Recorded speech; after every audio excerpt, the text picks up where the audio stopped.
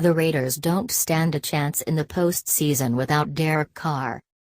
All magical seasons eventually end, but the Oakland Raiders couldn't have expected their wonderful 2016 campaign to be over before the regular season concluded. This was a team that had made noise all season. It was going to make noise in January, too.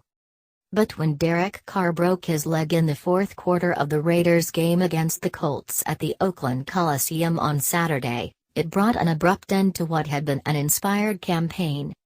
Carr knew that his season, and by proxy the Raiders' season, was over when he went down. The quarterback seemed to be saying it's broke when trainers reached him on the field, and he was immediately taken out of the stadium. The Raiders were Super Bowl contenders with Carr. Without him, they don't stand much hope of winning a playoff game. Backup quarterback Matt McGloin isn't going to lead the Raiders to glory. There's no feel-good ending coming in the new year. That's not a swipe at McGloin, who is a capable backup. It's an acknowledgement that Carr's shoes are too big for any backup quarterback to fill. The Raiders are a flawed team. Despite having Khalil Mack and Bruce Irvin, the Raiders' defense is a bottom third unit in the NFL this season. It's been the offense, specifically Carr and the passing game, that has guided the Raiders to 12 wins in 15 games and their first postseason appearance since 2002. Carr was having an MVP-type season before he dislocated his pinky finger in the team's Week 12 win over Carolina. And on Sunday, he was playing his best game since he sustained that injury. It looked like he was rounding back into elite form, only for a worse injury to happen.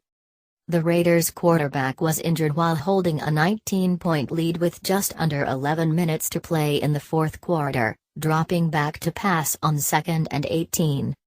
CBS cameras caught Raiders owner Mark Davis looking up from his binoculars after the play and apparently exclaiming, "You don't throw the expletive ball there." But there's no one to blame for the Carr injury, try as some might to pinpoint a scapegoat. Raiders coach Jack Del Rio wasn't derelict in his duties to have Carr in the game and throwing in that situation. Trent Cole's tackle on the Raiders quarterback wasn't a cheap shot by any stretch of the imagination, either.